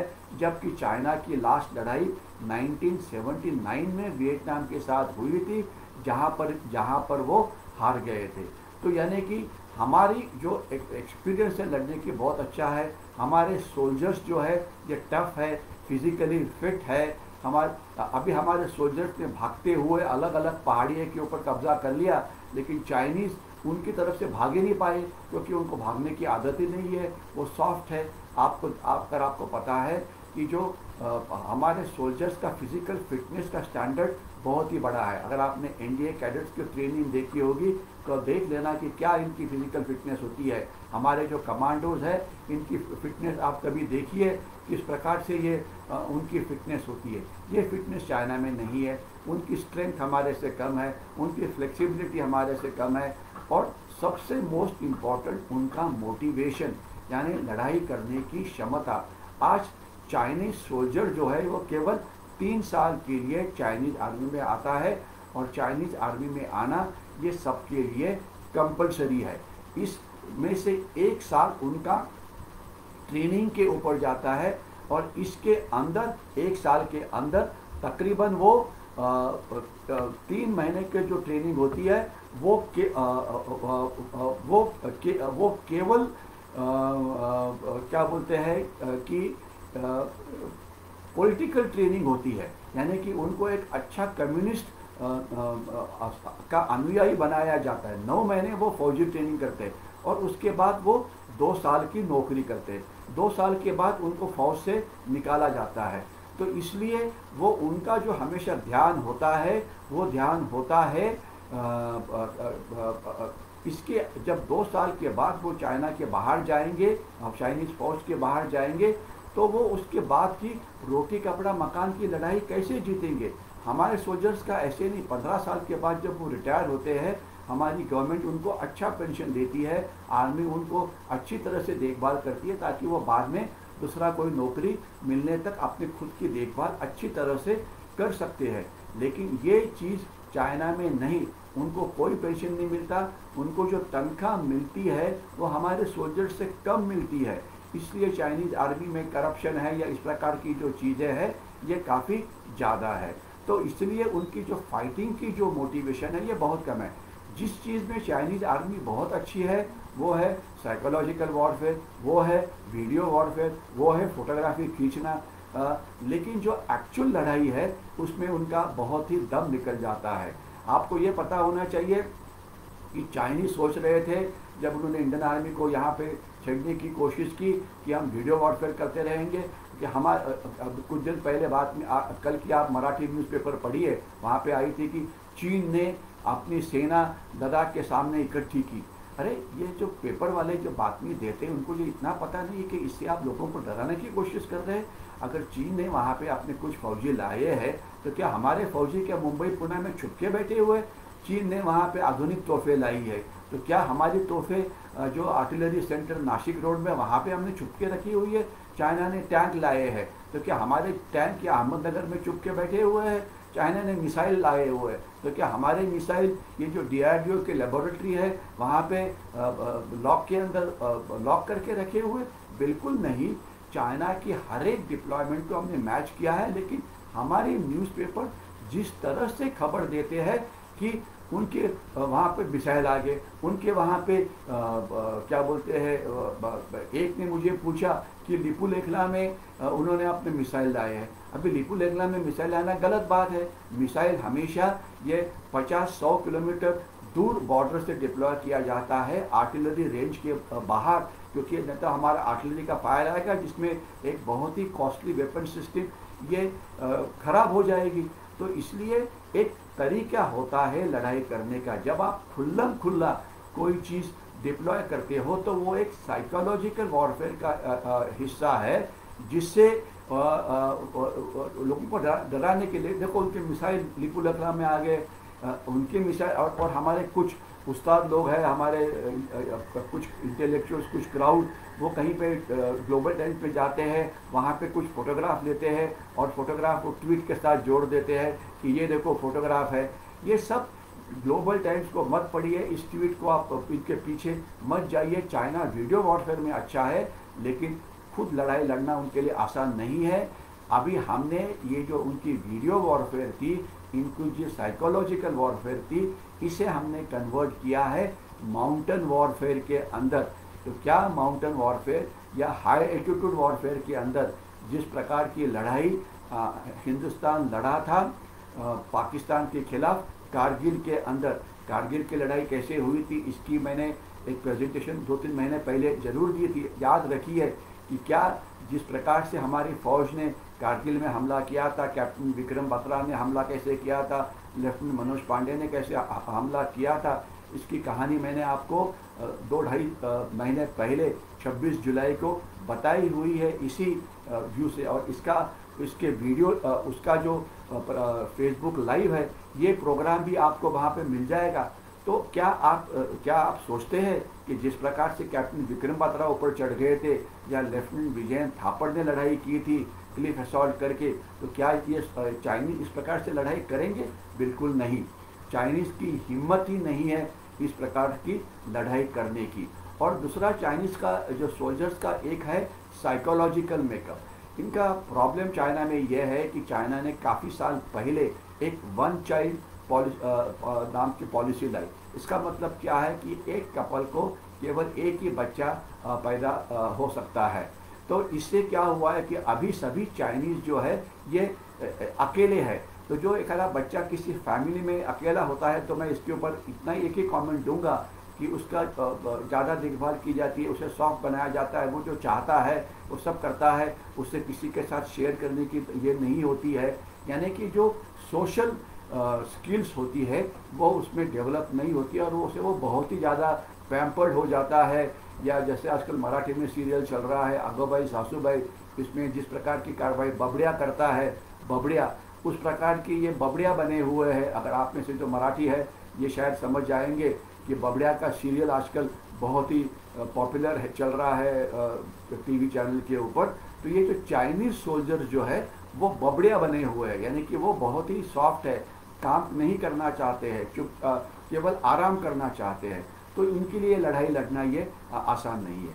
जब तक सवाल है उनका नेतृत्व का, ये जो नेतृत्व है इनकी पॉलिटिकल इंक्लिनेशन ये बहुत ही ज़्यादा है। अभी हमारी बटालियन के अंदर एक जो हमारे कर्नल है, जिनका मैंने नाम अभी बताया था, कर्नल रणबीर, जिन्होंने 7 विकास का कमांड किया था और जिससे हमने अच्छी काम की, तो उनका वहाँ पे सीनियर जो होता है वो उनका पॉलिटिकल कमिश्नर होता है। तो यानी कि जो एक्चुअली लड़ने वाले अधिकारी है उनको इम्पोर्टेंस ये कम दिया जाता है। तो आज हाई एल्टीट्यूड में लड़ने की चाइना की क्षमता इतनी अच्छी नहीं है, उनको वहाँ पे इतना मेंटेनेंस करना इतना आसान नहीं है। हमारी मेंटेनेंस, हमारा एम्यूनिशन, हमारा राशन वहीं पे पूरा हमने डंप किया क्योंकि हमें इसकी आदत है। चाइना को वो 2-2.5 हज़ार किलोमीटर तिब्बतन प्लेटो के ऊपर से लाना पड़ेगा लड़ाई लड़ने के है। तो अगर लड़ाई लड़ते हैं तो उनको हज़ारों टन सामान की ज़रूरत पड़ेगी जो तिब्बतन प्लेटो के ऊपर लद्दाख की तरफ आना शुरू करेगा। और तिब्बतन प्लेटो ये पूरा खुला है और हमारी एयरफोर्स उसके ऊपर हमला करती है, हमारी गनशिप उसके ऊपर हमला करती है।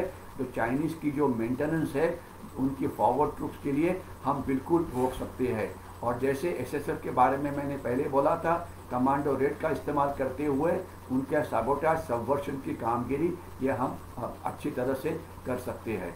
तो क्या अगले 2 महीने में चाइनीज़ आर्मी अटैक करेगी? तो इसका ये जो पॉसिबिलिटी है ये बहुत ही कम है। वो साइकोलॉजिकल वॉरफेयर तो कम करते रहेंगे, वो साइबर वॉरफेयर तो करेंगे, वो डिप्लोमेटिक वॉरफेयर तो करेंगे, वो लीगल वॉरफेयर तो करेंगे, लेकिन फिजिकली असॉल्ट करके हमारे ट्रुप्स को ये करना ये पॉसिबिलिटी बिल्कुल कम है। लेकिन हमारे फ़ौज में एक रूल है, ये रूल वो है कि जब हम दुश्मन के बारे में बात करते हैं तो उसमें 2 पहलू को देखा जाता है। एक पहलू है दुश्मन की स्ट्रेंथ कितनी है या उनकी लड़ने की कैपेबिलिटी कितनी है, यानी कि वहाँ पे वो किस प्रकार से लड़ाई कर सकते हैं। यहाँ पे अगर आज 50,000 ट्रुप्स अगर डिप्लॉयड है गलवान वैली के पीछे, तो 50,000 ट्रुप्स आज लड़ाई के लिए चाइना के पास अवेलेबल है। तो ये हो गई उनकी कैपेबिलिटी।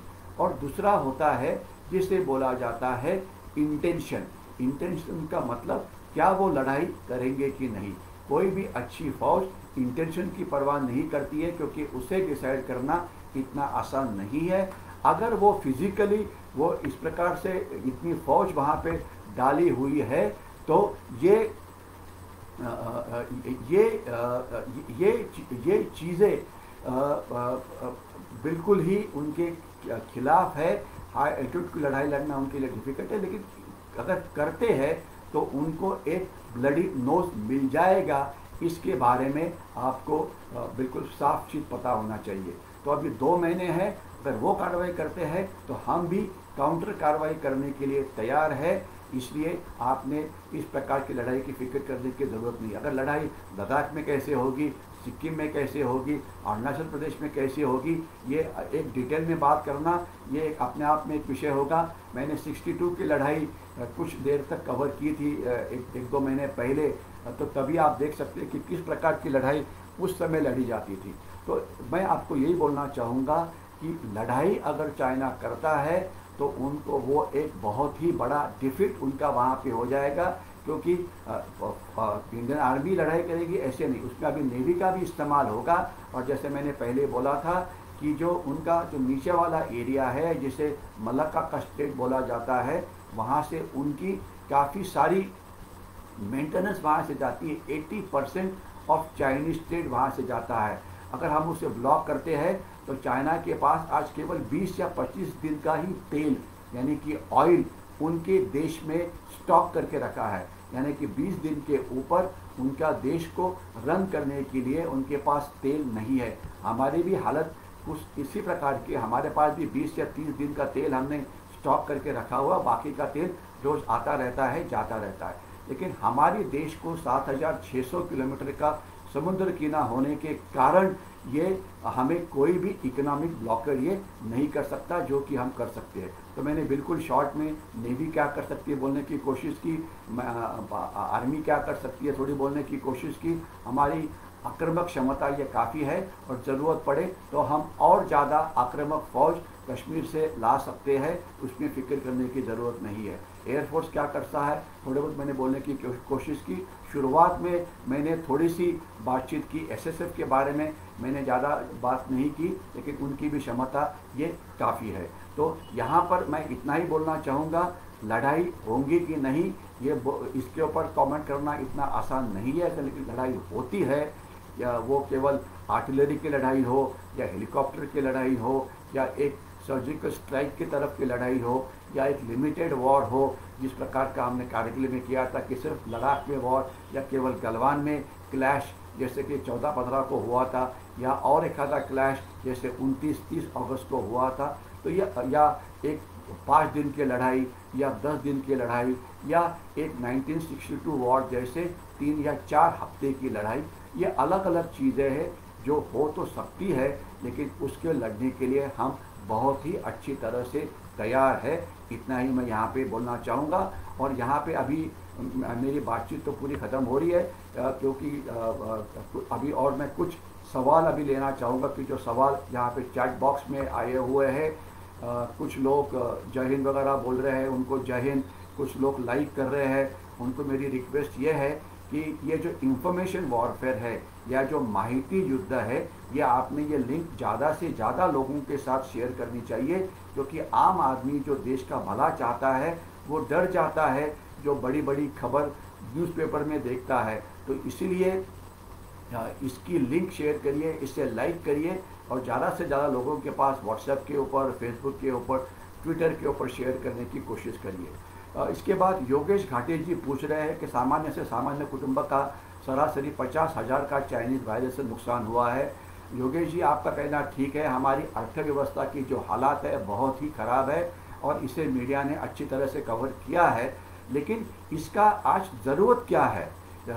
दुख करना एक बात हो गई, 2 चीज़ें करनी चाहिए। एक तो पॉलिटिकल पार्टीज़ ने पार्लियामेंट में एक रिजोल्यूशन पास करना चाहिए एक मत से कि चाइना ने नुकसान भरपाई हमारी करनी चाहिए। अगर हम ये रिजोल्यूशन हमारी लोकसभा और राज्यसभा में पास करते हैं तो इसको देख के बाकी देश भी पास करेंगे, जिससे चाइना के ऊपर मानसिक दबाव ये बढ़ेगा, क्योंकि उन्होंने इसकी नुकसान भरपाई करनी चाहिए। ये डेलिबरेटली उन्होंने किया है। लेकिन अभी आप सभी पॉलिटिकल पार्टीज़ के ऊपर ये कैंपेन चलाओ, ये रिजोल्यूशन अगेंस्ट चाइना कि हमारी नुकसान भरपाई कराओ ये चाइनीज़ वायरस से जो हमारी हुई है। दूसरा सवाल नागवेकर सुरेश नागवेकर जी ने पूछा है कि is SSF called separately, we think it's a part of Indian army, is SSF used to convert covert operation. आपके 2-3 सवाल है। देखिए मैं SFF यानी कि स्पेशल फ्रंटियर फोर्स के बारे में बातचीत कर रहा हूँ, क्योंकि मैं अगला सवाल ये देख रहा हूँ कि कुछ लोग पूछ रहे हैं कि ये सब खबर क्या हमने दुश्मन को बतानी चाहिए कि नहीं। अभी मैं जो आपको चीज़ बोल रहा हूँ ये चीज़ पहले ही मीडिया में अलग अलग जगह के ऊपर आई हुई है। मैं कोई भी आपको टॉप सीक्रेट चीज़ नहीं बता रहा हूँ कि जो मुझे मेरे सर्विस के कारण पता है, कि मुझे काफ़ी सारी चीज़ें पता है, लेकिन हम ऑपरेशनल चीज़ की बात नहीं कर रहे हैं। ये विकीपीडिया में जाइए, आपको ये वहाँ पे खबर मिल जाएगी, टाइम्स ऑफ इंडिया किसी भी पेपर में मिल जाएगी। तो मैं एसएसएफ के बारे में मैंने शुरुआत में बताया था कि ये देखा जाए तो ये कैबिनेट सेक्रेटरीट के नीचे है, यानी कि कैबिनेट सेक्रेटरीट यानी कि जो प्राइम मिनिस्टर साहब के डायरेक्टली नीचे है। लेकिन प्राइम मिनिस्टर साहब के पास क्या इतना समय होता है कि एसएसएफ क्या करी है, तो वो बोलने के लिए ठीक है, वो उनके नीचे है, लेकिन इसका इस्तेमाल भारतीय सैन्य जो हमारे जो DGMO है, डायरेक्टर जनरल मिलिट्री ऑपरेशन, ये फैसला करते हैं कि यहाँ पे कैसे किया जाए। तो यानी कि उनकी ट्रेनिंग, उनकी रिक्रूटमेंट, उनके ऑफिसर्स ये पूरे इंडियन आर्मी के हैं, ये आपको समझ में आना चाहिए। बजट शायद सेपरेटली आता होगा, एडमिनिस्ट्रेटिव कंट्रोल शायद कैबिनेट सेक्रेटरी का होगा। कैबिनेट सेक्रेटरी के जो IAS ऑफिसर है, जो हमारे कैबिनेट सेक्रेटरी है, क्या वो कभी बोल पाएंगे कि इनका SSF का इस्तेमाल फिंगर 4 पे करना चाहिए कि फिंगर 5 करना चाहिए? वो तो केवल पैसे देने के लिए है, लेकिन ये एक एलीट फोर्स है, ये ऑपरेशनल कंट्रोल इनका पूरा इंडियन आर्मी के नीचे है। लेकिन इनकी खासियत यह है कि उनके जो सोल्जर्स है वो ज़्यादातर तिब्बतन्स है। पहले तो ये तिब्बत से आए थे, अभी वो जो पहली जो पीढ़ी थी वो चली गई, अभी दूसरी जनरेशन शुरू हो गई है, और अभी ज़्यादातर तिब्बतन्स जो एसएसएफ में है ये इंडियन बॉर्न तिब्बतन्स है। आज 3-4 लाख से ज़्यादा तिब्बतन्स हमारे देश में हैं। लेकिन इनकी अच्छी बात क्या है कि शायद वो कोई बेंगलोर में बॉर्न हुआ होगा, कोई दिल्ली में बॉर्न हुआ होगा, अलग अलग जगह है, धर्मशाला में ये रहते हैं, देहरादून में ये रहते हैं, अपना सहारनपुर के पास कहीं रहते हैं, कुछ एरिया यहाँ पे रहते ही है, दार्जिलिंग में ये रहते हैं, कालिम्पोंग में ये रहते हैं। लेकिन अभी ये ज़्यादा इंडियन बन गए और तिब्बत में कम रहे हुए हैं। लेकिन फिर भी जब उनको ट्रेनिंग दिया जाता है, इसीलिए कि उनकी जीन्स हाई एल्टीट्यूड में लड़ने के लिए बहुत ही कामयाब है, इसलिए उनका फ़ायदा बहुत ही अच्छा है। और अभी भी कुछ तिब्बतन रिफ्यूजीज हमारे पास जरूर तिब्बत से आते हैं, क्योंकि तिब्बत में अत्याचार होता है, संख्या ज़्यादा नहीं है जैसे बांग्लादेशी घुसखोरी होती है, लेकिन आते तो है, तो इनका इस्तेमाल किया जाता है। और जहाँ पे अगर कोई संख्या कम पड़ी तो हम फिर हमारे लोगों का इस्तेमाल वहाँ पे कम करते हैं। लेकिन ये एक बहुत ही कामयाब फोर्स है, उन्होंने अच्छे काम किया है। 1971 वॉर के अंदर चिटगांव हिल ट्रैक्स में उनको इस्तेमाल किया, पाकिस्तानी आर्मी को वहाँ से म्यांमार में भागने से उन्होंने रोका, उनको वहाँ पे काफ़ी सारे अवार्ड्स मिले हैं, लेकिन वो पब्लिकली कभी दिखाए नहीं गए। मेरे ख्याल से 25 या 30 SSF के जवानों ने अपना वहाँ पे प्राण का बलिदान दिया है। उसके बाद 1984 में ऑपरेशन ब्लू स्टार में अकाल तख्त के ऊपर उन्होंने अच्छा काम किया है, वहाँ पर भी उनको अवार्ड मिला है। कश्मीर में 1-2 ऑपरेशन के अंदर उनका इस्तेमाल हुआ है, वहाँ पर भी उन्होंने अच्छा काम किया है। क्योंकि अगर कोई स्पेशलाइज फोर्स बनता है तो उसका इस्तेमाल करना चाहिए, क्योंकि उनको ऑपरेशनल एक्सपीरियंस की ज़रूरत होती है। अभी ये चाइना बॉर्डर के ऊपर तो इनका इस्तेमाल हो ही नहीं सकता, क्योंकि वो बॉर्डर क्वाइट बनी थी और इंटरनेशनल लॉज ने हमारे हाथ पाँव बांध के रखे थे, तो इसलिए उनको ये स्वॉर्ड को शार्प रखा गया, क्योंकि अगर नाइफ काटने के लिए इस्तेमाल नहीं हो करते तो उनका शार्पनेस कम हो जाता है। तो इसलिए हमने इधर ऑपरेशन में उनका इस्तेमाल किया, कम किया। ज़्यादातर इस्तेमाल हम हमारे जो पैरा स्पेशल फोर्सेस है, इंडियन आर्मी के घातक से, खासतौर इन्फेंट्री के कमांडोज है, उनका इस्तेमाल ज़्यादा करते हैं। लेकिन इनका भी थोड़ा बहुत किया गया है, उनको एक्सपीरियंस देते रहने के लिए, ऑपरेशन एक्सपीरियंस देने के लिए उन्होंने वहाँ पे लेकिन अच्छा काम किया है। और इतना ही नहीं तो कारगिल लड़ाई में 1-2 जगह पे उनको क्लिफ असॉल्ट के लिए इस्तेमाल किया, यानी कि कोंडाना में जैसे तानाजी मालुसरे एक कड़ा चढ़ के ऊपर आए थे सिंहगढ़ के ऊपर हमला करने के लिए, वैसे कुछ प्रकार की कार्रवाई उनको वहाँ पर भी कुछ कामयाबी जरूर मिली हुई है, लेकिन उसे ज़्यादा पब्लिश नहीं किया गया। लेकिन अभी इसे बिल्कुल खुल्लम खुला बोल रहे हैं। क्यों? क्योंकि चाइना इतना ट्रिमेंडस पैसा साइकोलॉजिकल वॉरफेयर के ऊपर कर रहा है, तो अभी हम चाइनीज सोल्जर्स के ऊपर एक साइकोलॉजिकल वॉरफेयर कर रहे हैं कि तुम्हें पकड़ा है या एसएसएफ ने। तो अभी चाइनीज सोल्जर्स को समझ में आया है कि तिब्बतियंस के साथ पंगा लेना इतना आसान नहीं है, क्योंकि जो तिब्बत से वो बहुत ही सॉफ्ट है। चाइनीज उनको बहुत ही उनकी पिटाई करते हैं, उनके ह्यूमन राइट वायलेशन करते हैं। तो ये एक चाइनीज को एक बड़ा धक्का लगा है, जिसको मराठी में बोलते हैं कि मिर्ची झोंगली, कि तिब्बत जो उनके कंट्रोल में है उन्होंने उनकी पिटाई की है। अर्थात केवल 29-30 को जो कार्रवाई हुई वो केवल इन्होंने नहीं की थी, उसमें एक पूरी ब्रिगेड इन्वॉल्व थी, लेकिन इन्होंने भी अच्छा काम किया है। और जिसका मैंने पहले नाम लिया था, जो लेह का है, उसका फ्यूनरल जो है प्रॉपर मीडिया के ऊपर आया हुआ है, उसको तिरंगे में लपेट के वहाँ पे लाया गया। तो ये एक चाइनीज़ को मैसेज देना था, तिब्बतियंस को मैसेज देना था, आप भी लड़ सकते हैं चाइना के खिलाफ। वो इसका इस्तेमाल आगे कैसे हो सकता है वो एक अलग बात है। और कोवर्ट ऑपरेशंस की बात है, ये कोवर्ट ऑपरेशंस ये बड़ा इंग्लिश शब्द है। इस प्रकार की ऑपरेशन इंडियन आर्मी बहुत ही करती है, इंडियन आर्मी की इन्फेंट्री करती है। सर्जिकल स्ट्राइक ये कोवर्ट ऑपरेशन ही था, म्यांमार में गए थे ये कोवर्ट ऑपरेशन ही था। बहुत प्रकार के कोवर्ट ऑपरेशन हैं जो इंडियन आर्मी बहुत ही रेगुलरली करती है। एसएसएफ भी करती है, लेकिन इंडियन आर्मी बहुत ही ज़्यादा करती है। लेकिन एसएसएफ जैसे मैंने बोला कि ऑपरेशनली इंडियन आर्मी के नीचे है, और अच्छा काम करती है, उनकी कैपेबिलिटी जरूर अच्छी है। शुभा साठे जी पूछ रही है, खर सरतर आपलं सामर्थ्य किती आहे, पुढची चाल कसणार आहे, हे डिटेल मीडियामध्ये पोहोचायला नको, त्या बाबतीत गुप्तता पाळायला पाहिजे, अशा गोष्टी जाहीर कराव्यात का? शुभा जी पूछ रही है। अपना देखिए, अपना जो सैनिकी सामर्थ्य है उसके डिटेल क्या दुश्मन के पास पहुंचने चाहिए कि नहीं।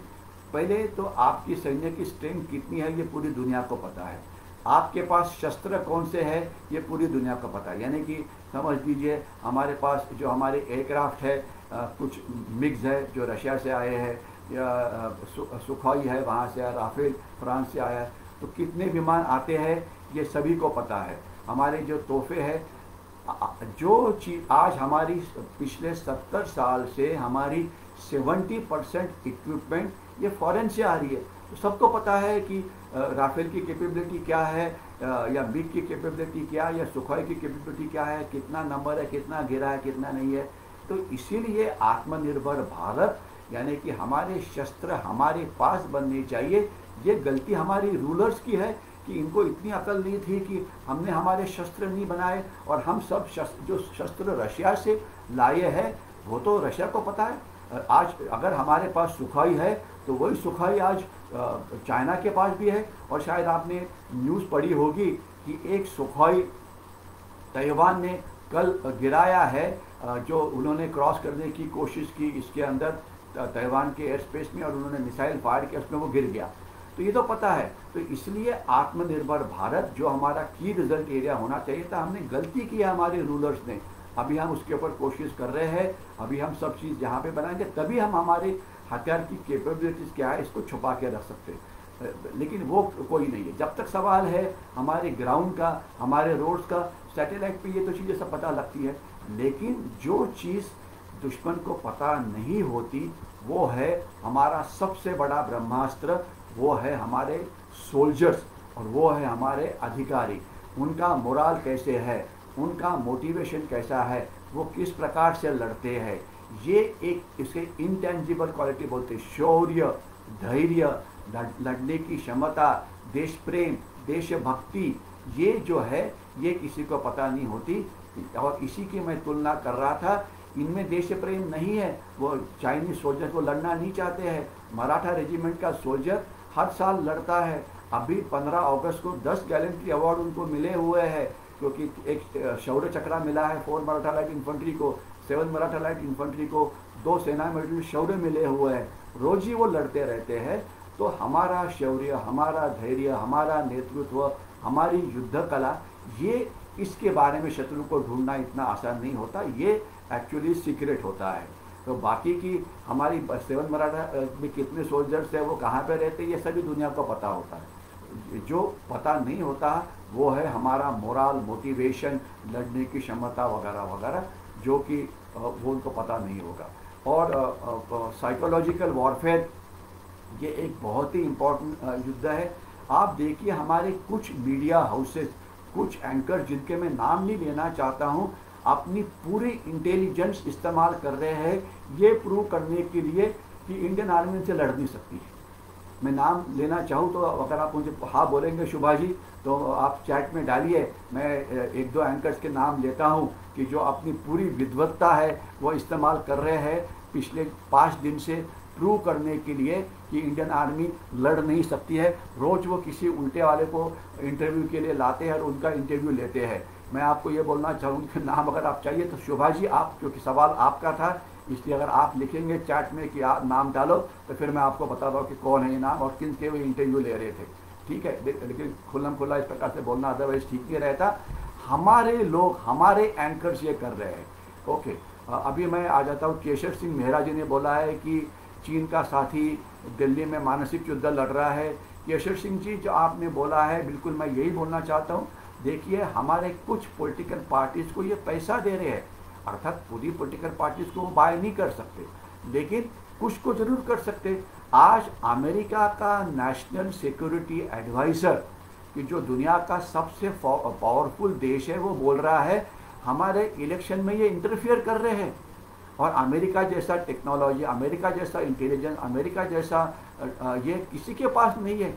वहाँ पे चाइना इंटरफियर कर रहा है, ऑस्ट्रेलिया में वो इंटरफियर कर रहा है, यूरोप में वो इंटरफियर कर रहा है। ठीक है, वो किस प्रकार से, अगर आप चाइना साइकोलॉजिकल वॉर कैसे लड़ रहा है और उनकी इंटेलिजेंस एजेंसी किस प्रकार से काम कर रही है।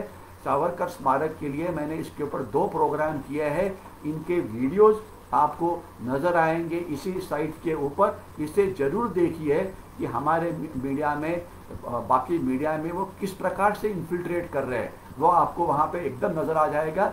ये वीडियोज़ आप ज़रूर देखिए, ये पॉइंट मैंने कवर किया है। तो आप जो जिसके आपने नाम लिए है बिल्कुल सच है। और हमारे देश के एक चीफ मिनिस्टर बोल रहे हैं कि चाइनीज़ हमारे दोस्त है, केरला के चीफ मिनिस्टर श्री विजयन बोल रहे हैं। अभी इस प्रकार के लोग अगर है तो मैं यही तो बोल रहा हूँ ना कि मैंने आपको क्या बोला कि लड़ाई बॉर्डर के ऊपर करना इंडियन आर्मी कर लेगी, उसकी फिक्र आप मत करो। वो लड़ाई को मैं ज़्यादा डिटेल में डिस्क्राइब और कर सकता हूँ, लेकिन जो अंदर के जो दुश्मन हैं इनके साथ की लड़ाई, जिसमें आप सब सोल्जर्स है, केशव सिंह जी सोल्जर्स है, शुभा जी सोल्जर्स है, परीक्षित जी सोल्जर्स है, तो हमारे देश के प्रति विश्वास, हमारे देश का साइकोलॉजिकल वॉरफेयर लड़ना, हम सब इंफॉर्मेशन वॉरियर्स है। अच्छी खबर देशवासियों के पास पहुंचाओ, बुरी खबर को रोको। अगर कोई उल्टे सुल्टे काम कर रहा है, कोई ट्वीट वगैरह, उसके लिंक साइबर पुलिस के पास भेजो। 6000 ट्वीट्स जो हमारे खिलाफ हुए थे ये हमारे देश के बाहर से हुए हैं, याद रख लेना। तो ये इस प्रकार की वो सबवर्षन तो कर ही रहे। परीक्षित जी पूछ रहे हैं, is there any missile defence system with America as S-400 is still not received by us, kindly keep one session on India's defence system. Okay, India की डिफेंस, परीक्षित जी बोल रहे हैं कि हमारे पास अलग अलग शस्त्र क्या है, इसके ऊपर आप एक ये सेशन होना चाहिए। जरूर करेंगे। वराड़कर जी से निवेदन है कि हम इसके ऊपर ये कर सकते हैं, लेकिन हम सिर्फ यही बात करेंगे कि जो पब्लिक डोमेन में है, यानी कि जो बाहर आई हुई है। मैं आपको ये बोलना चाहूँगा कि S-400 सिस्टम हमारे पास पहले आई हुई है और हम लाना चाहते हैं, उसकी फिक्र मत करो, वो आएगी। लेकिन उसके पहले भी हमारी जो AAD है, एंटी एयरक्राफ्ट डिफेंस सिस्टम है, हमारे पास हमारी AAD है, लेकिन शायद हमारी जो AAD है ये पुरानी है। अगर आपने ये पढ़ा होगा तो इसमें उसे हम अभी इम्प्रूवमेंट करने की कोशिश कर रहे हैं। हमारे पास सिस्टम है, लेकिन आज हमारी देश की एक सबसे बड़ी प्रॉब्लम यह है कि हमारी डिफेंस बजट ये नहीं बढ़ रही है। अगर आपने, मैंने सावरकर स्मारक के अंदर ही डिफेंस बजट के बाद एक प्रेजेंटेशन दिया था कि जो सावरकर स्मारक के फेसबुक के ऊपर अवेलेबल है, डिफेंस बजट के बाद की मेरी बातचीत, मैंने वहाँ पे एग्जैक्टली हमारी वीकनेसेस क्या है ये बताया हुआ है। आप उसको ज़रूर पढ़िए, आपको वहाँ पे ये सब ही खबर वहाँ पे मिल जाएगी। लेकिन हमारा डिफेंस बजट बहुत ही निगलेक्टेड है।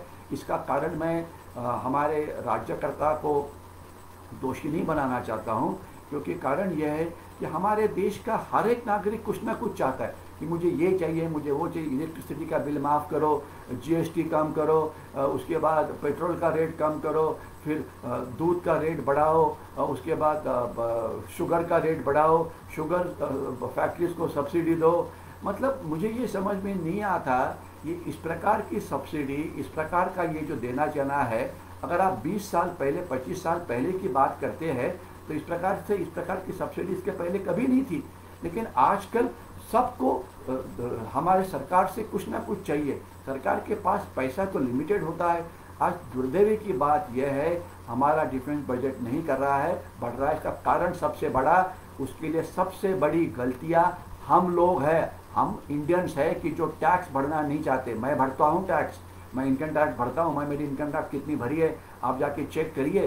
लेकिन आज हमारों में लाखों कोट्यावधि लोग हैं जिन्होंने इनकम टैक्स भरना चाहिए, लेकिन वो भरते नहीं है। हमारे प्राइम मिनिस्टर श्री नरेंद्र मोदी जी ने बोला है कि केवल 130 करोड़ के देश में 1.5 करोड़ इंडियंस ये इनकम टैक्स भरते हैं, जिसमें हेमंत महाजन एक है। और मैं बहुत ज़्यादा इनकम टैक्स भरता हूँ, ठीक है, लेकिन आज मेरे से 100 गुना ज़्यादा श्रीमंत लोग हैं। मैं नहीं नाम लेना चाहूँगा, जो प्रोफेशनल्स होते हैं, उनकी इनकम, जिसके पास बड़ी बड़ी कार्स है, जिसके पास बड़े बड़े फ्लैट्स है, जो 4-4 5-5 फ्लैट्स खरीदता है, जो 10 बार फॉरेन ट्रेवल्स के लिए जाता है, वो हर शनिवार रविवार को लोनावाला खंडारा में होता है। आज की खबर है, लोनावाला खंडारा ट्रैफिक जाम हुआ है, सभी हमारे पुणे कर वहाँ पे गए, मुंबई कर वहाँ पे गए हैं और वहाँ पे एंजॉय कर रहे हैं। अच्छी बात है, कंजम्पशन बढ़ना चाहिए, लेकिन उससे कोरोना भी बढ़ेगा। ये चीज़ उनको शायद समझ में नहीं आई है, नुकसान उनका ही होगा, चलो वो अलग बात है। लेकिन हमारा फॉर्मल डिफेंस बजट, क्योंकि इंडियंस कर टैक्स ही नहीं भरना चाहते, तो कैसे बढ़ाएगा सरकार, कैसे कर बढ़ाएगा? और सभी को फ्री कुछ ना कुछ चाहिए, रेट कम, ये कम करो, वो कम करो, ये कम करो, वो कम करो। तो सरकार के सामने ये एक बहुत बड़ा आह्वान है। लेकिन इंडियन आर्मी की मैं आपको एक चीज़ बोलना चाहूँगा, जो स्टेटमेंट जनरल वेद मलिक जी ने किया था कारगिल लड़ाई के अंदर, उन्होंने आपके जैसे ही सवाल पूछा था कि इंडियन आर्मी को क्या डिफेंस बजट कम है या क्या लड़ाई है, तो वेद मलिक जी ने बोला था कि we will fight with what we have. हमारे पास जो शस्त्र है, इस शस्त्र के साथ हम लड़ेंगे और अच्छी तरह से लड़ेंगे। हमारी एयर डिफेंस सिस्टम, जिसके बारे में आपने पूछा था, इसको इम्प्रूवमेंट करने की ज़रूरत है। तोफ खाने को इम्प्रूवमेंट करने की ज़रूरत है, आर्मर्ड कोर को इम्प्रूवमेंट करने की ज़रूरत है। अब हमारे इन्फेंट्री सोल्जर्स को जो बॉडी आर्मर मिलना चाहिए, वो आजकल नहीं मिला हुआ है। आज शायद आपने खबर सुनी होगी कि हमारे डिफेंस मिनिस्टर ने AK-302 राइफल हमारे देश में बनाने के लिए रशिया के साथ करार किया हुआ है।